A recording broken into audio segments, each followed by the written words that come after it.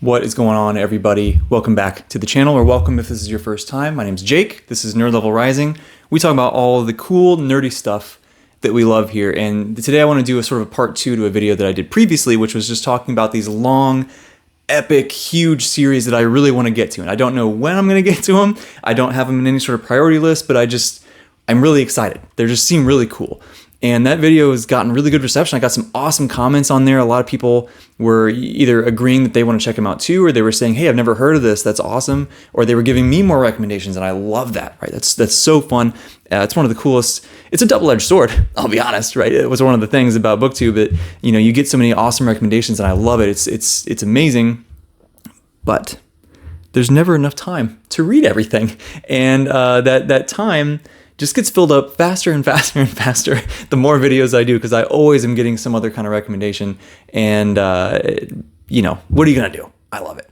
Anyway, this is part two. So again, this is not in any order. These are not a lower priority than the part one video that I did. This is just another group of 10 that I have written down or have had written down for a long time. And I just want to bring them up and talk about them and see if anybody else has similar thoughts. So let's get into it. Number one, this is Discworld. Discworld is a series that, I've heard very mixed things about. I've heard a lot of people adore it. It's some of their favorite stuff. I know Sanderson has mentioned that Pratchett's his favorite author. I'm a big Sanderson fan, right? So that makes me a little bit more prone to check it out. I've heard other people talk about how the early books especially are really hard to get into, and they just aren't amazing. And, so some kind of a mixed bag, and there's 40 something books or whatever, but they're all really short. And I really it's nice to find short books sometimes, right? In this whole epic fantasy world or epic sci-fi world, it's just cool to find these short, punchy, fun books that you can use to break up other longer books or whatever, right? So I'm really interested to check it out. I will admit, I have a little bit of trepidation just because the humor in books is super, super, super hit and miss with me. Sometimes it hits and I love it and it's great. Other times it takes me out because I'm like, oh, that wasn't funny or whatever, right? So I don't know. I don't know if I'll like it or not, but I definitely want to check it out at some point. Number two, and this is one that was commented on my part one video that I was like, wait for part two. And this is the Echoes saga, and not just the Echo saga, but all of the books by Philip Quaintrell, who is somebody that I haven't seen a ton of people talk about on BookTube, but he is all over the place, dude, on Instagram and maybe on TikTok. I'm not on TikTok at all, but he's all over the place and people love his stories. And the Echo saga, I believe, is 9 books long. It seems like it has this, I don't know much about the series, right? But I believe there's a lot of magical creatures, and obviously there's war and it's easy to sell me on epic fantasy, dude. You give me magical creatures, you give me a war story, I'm in, right? I'm in. As long as I like the characters and everything, I'm good. And it really seems like it's right up my alley, and I know that he's had, I believe, is it a trilogy or another shorter series that ties into that same universe? And then he's working on another new series now, the Time of Dragons, that ties into that same universe. So again, dragons, you got me. By the way, if anybody watching this is not on Instagram, right, with book stuff, Bookstagram, as they call it, the Time of Dragons, specifically the book one, I think it's Once They Were Heroes, I believe is what it's called. The broken binding edition of that book, dude. If you saw my recent video where I showed off my gorgeous midnight editions of the Dandelion Dynasty and just talked about how much I love purple books, that book is purple, purple, purple, and purple, right? It's beautiful. There's dragons on the edges, there's dragons on the naked hardcover. It's just gorgeous. And I want to give away. I never win anything, right? I want to give away on Instagram to win that book. And I'm so excited for it to get here. You better believe when it shows up, I'm going to show it off on here because it's so cool, man. And it makes me want to read his books even more. It's just, I don't know. It's cool. But there you go, right? I kind of started off with the Echo saga, but let's say all of Quaintrell's books, because they all seem really cool and he seems like a really good dude. And like I mentioned before, that makes me really want to read your books if you just seem like a good person. And I want more indie stuff, right? I love talking about self-published authors and books and all that. So I want to get more of that on here. Need more of that in my life.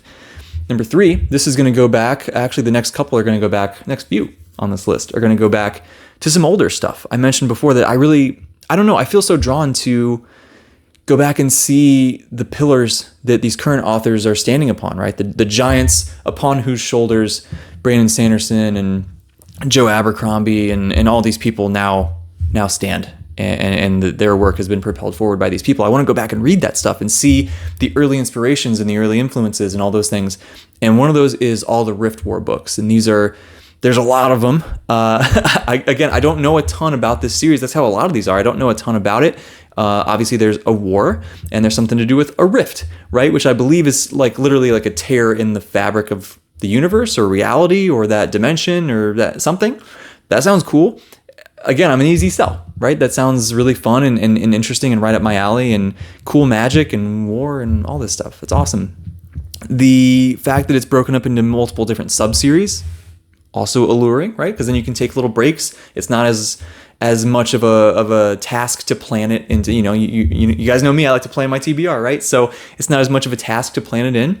And some of the books were co-written by Janie Wirtz, who I'm incredibly interested in reading her work as well, so that fits right in there. So all the Rift War books by Raymond Feist and Janie Wirtz for part of it, is something that's definitely on my list as an older series that's still coming out, right? He's still writing these books. So I'm very interested to try that one. Another one that's kind of older is the Elric books by Michael Moorcock, and I'm probably going to absolutely butcher the the pronunciation of this. I believe I heard Jimmy Nuts say Melnibone. I believe I heard that, Elric of Melnibone. And I really want to try that because, again, short books, right? Short, you can kind of, it seems like they can be broken up into little sub-series type things, right? I have the collections here. I don't know if you can see them on camera, but I have the hardcover collections of those. I found an awesome deal on them last Christmas, I think. And I knew I wanted to get them, so I was like, oh, I'll nab those. And the artwork is just gorgeous. I love that classical fantasy artwork. And I believe those were Michael Whalen paintings, I believe, if I'm not mistaken. Correct me in the comments if I'm wrong. But I really want to check those out. I've heard a lot of, this is super early grimdark and morally gray characters and just all of that stuff that a lot of this darker fantasy that we all, or a lot of us, love now, built on a lot of things that Moorcock did with the Elric books. So I'm really excited to check those out at some point and, give me more melodramatic, pale, emo, gothy characters. I think it's super cool, right? I always love that kind of thing. So you guys know how much I love Hadrian Marlowe, right? So give me more of that. It sounds like Elric is some of that, and I am excited to jump in at some point. I don't know when, but at some point. Next one, number 5 on the list, right? So halfway through the list now. This is another older one, another very long-running one, and this is the Dragon Riders of Pern. I love dragons. Dragons are always awesome.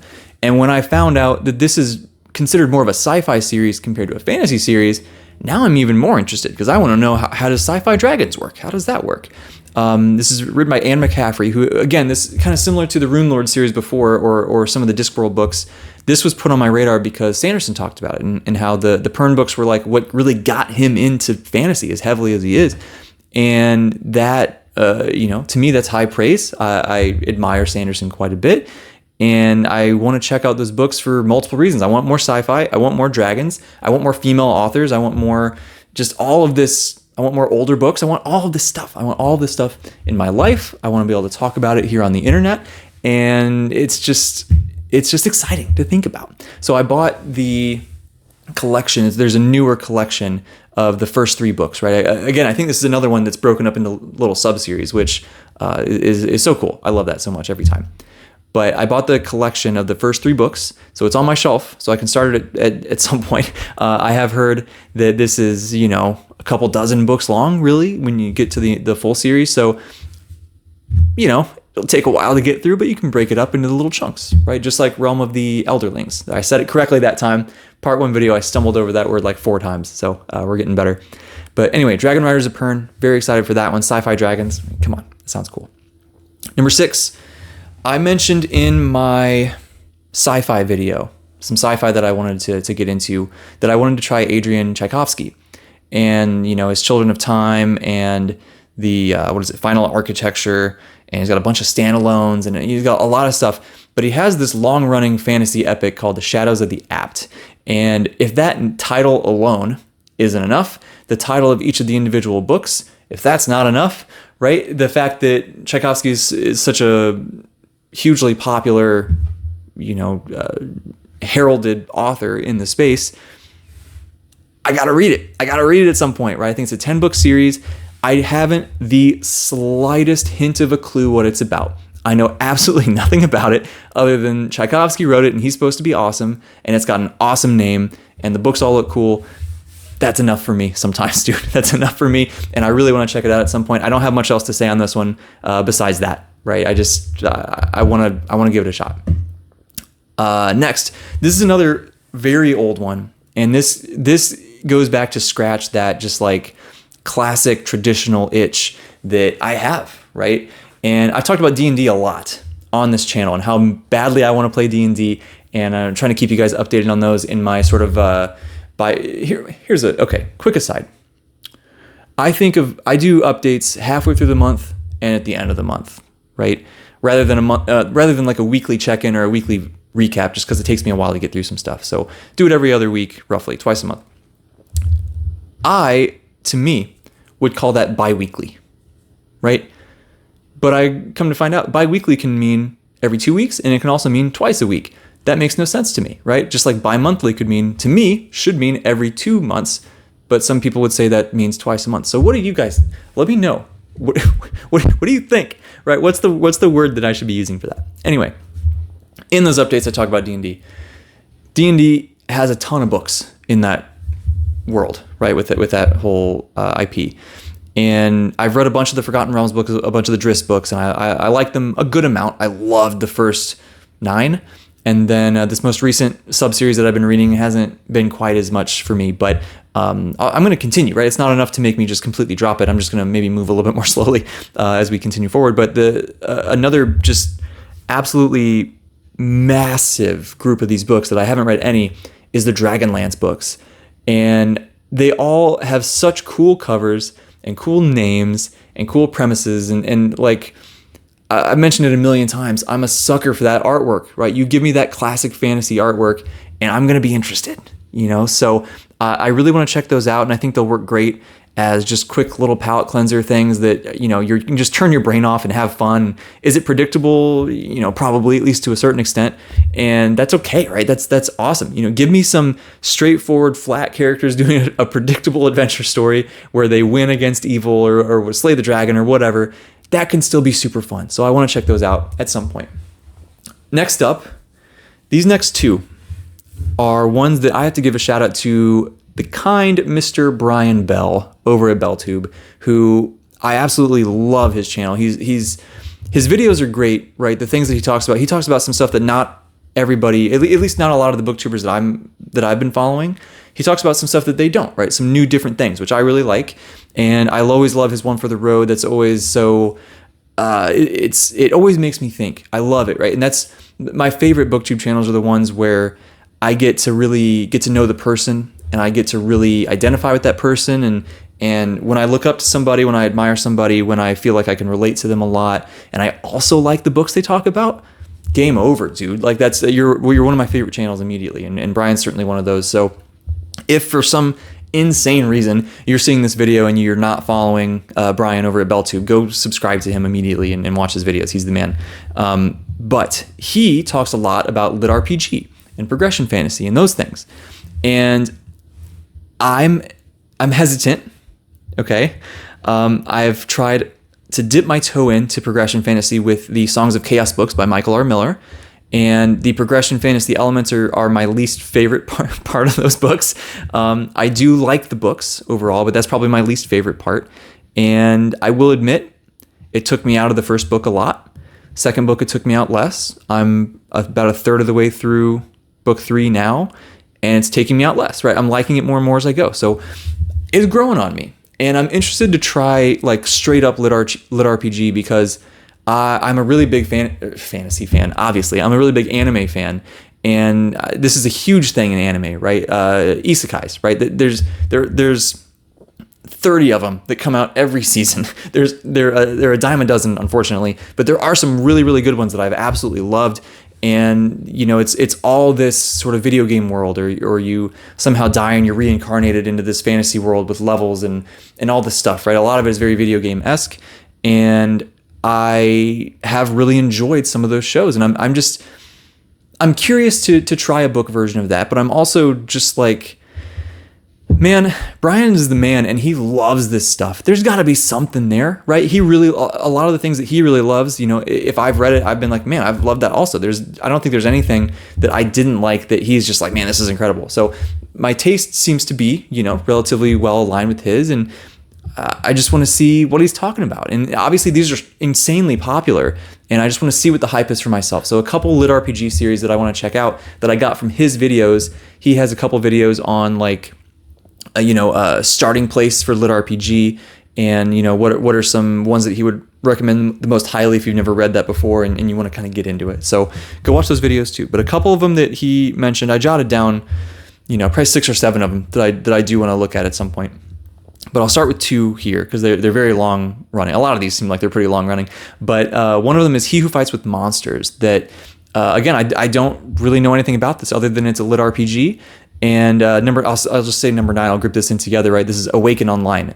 This is another one that they just seem like they're these sort of video game-esque, train and a skill, and you level up and you fight things, and you have to try to survive. And there's items, and there's, as you level up, you unlock new things and all this kind of stuff that I think if I go into it with an open mind, I think I certainly can enjoy it as long as the characters are great and the writing itself is great and interesting world and all that kind of stuff. So I'm very excited to check those out at some point. I have a little bit of trepidation that I might not love it, but hey, let's just be open-minded and try new stuff, because you never know. Maybe it'll become my new favorite thing. Who knows? And then number 10, let me round this out with The Dark Tower by Stephen King. I have never read any Stephen King. I haven't read any horror, other than like some Edgar Allan Poe stories, just here and there. I remember reading Frankenstein actually back in high school. But other than that, I've never read any horror, just on my own. I've never just sought it out other than those Poe stories. And everyone talks about Stephen King, and he's on my list, right? When I jump into horror, it will be with a Stephen King book, I'm sure. But I'm a big fantasy guy. The Dark Tower is like his big epic fantasy series. And I know that it's kind of divisive. There's some books, and I think it's Songs of Susanna, I think is what it's called, right? That pretty divisive. Even huge King fans, even huge Dark Tower fans sometimes don't love it. Some people are hit and miss with the ending of the series, but it's everything I've heard, just how weird it is. That's enough, right? That's enough to me that he's blending all these different subgenres of fantasy, and it's got a bunch of weirdness in there, and he's trying some risky things that not all of his readers loved. He's not just playing it safe. Easy sell. That's the theme of this video, I guess, that I'm pretty easy, and it doesn't take much to sell me on a big epic book series. But The Dark Tower is certainly one that I need to get to again at some point. I don't know when, but at some point we definitely should jump in. So there's another 10 long, epic, huge, sprawling series that I gotta try at some point. And, I'm sure there's more, right? I'll have to go dig through my list at some point. Maybe there's a part 3 to this video at some point. I don't know. But yeah, so let me know in the comments, right? What are your thoughts on these series? Have you read these? If so, do you like them? Would you recommend them? Do you have any other super long series that you like that you want to throw out there for other people to check out? Talk to me in the comments, dude. It's so fun. So fun. I love making friends. I love, like, there's people that I see in my comment section like almost every video, which is so cool. It's so fun. And then new people too. That's also cool and fun. I love both. So please keep talking to me there. Please give the video a thumbs up if you liked it.